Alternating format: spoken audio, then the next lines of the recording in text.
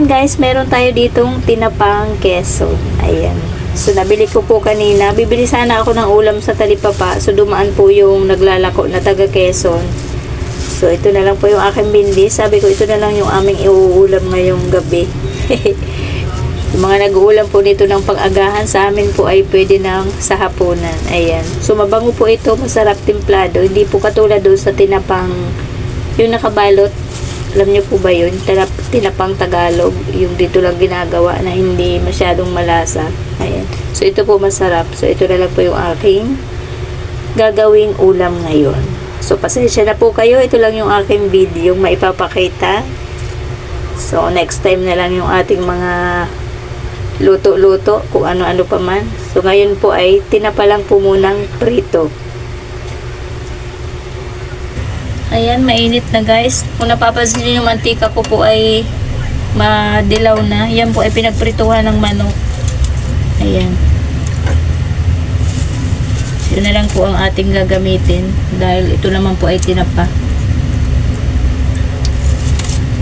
Natalamsik. Ang lalaki. Malasa-malasa po ito. So, masarap po ito sa kamatis. Ayan, gagawa tayo ng sausawan. Magtira po siguro ako mga 2 piraso. Baka po makapagata tayo ng gulay. At malasa po itong isahog. Ayan, okay na to. 2, 4, 6. 2 lang naman po kaming kakain nito. So, habang nagpiprito po ako at gagawa po ako ng sausawan. So, yan guys, luto na. Matalamsik siya prituhin. Hindi ko natakpan. Makalat sa kalan. Ayan, hanguin na natin. Ang bango. Mabango talaga yung tinapa doon. Kaya po mabenta yun. Pero sa totoo lang po, mas gusto ko sana tinapang galunggong. Kaso sabi ko lang po namin yung nabibili. Wala po ditong tinapang galunggong na yung ganun ang pagka tinapa. Ayan. So, gawa tayo ng sausawan guys. Para masarap yung ating kain na yun. Ayan, naluto na yung tinapa guys. Gawa tayo ng sausawan nating kamatis. Ayan.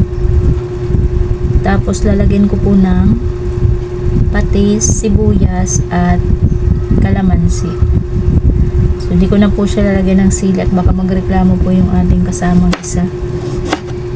Ayaw niya ng may anghang.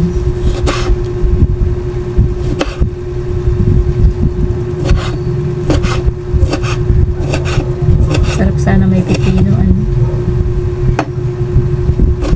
Hindi ako nakapunta kanina doon sa bilihan ng pipino. So, ito na lang. Kamatis. Maniba lang naman siya guys. Okay na to. Tatawa nga po ako sa anak ko. Sabi sa akin ay, ano ba yan mama? Tinapa lang, ibabalag mo pa. Sabi ko, hayaan mo na yan. So at least kahit pa paano. So yan guys, okay na. Sibuyas, kamatis. Tapos bigyan natin guys ng kalamansi.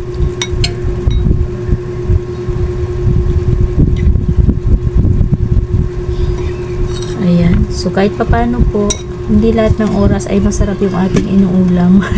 So, paminsan-minsan, ito po talaga yung realidad. Ayan. So, patis po ang aking ititimpla.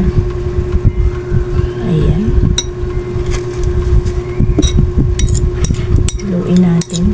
Ayan. Kainan na. Dahil ang oras po ay 7:20 na guys.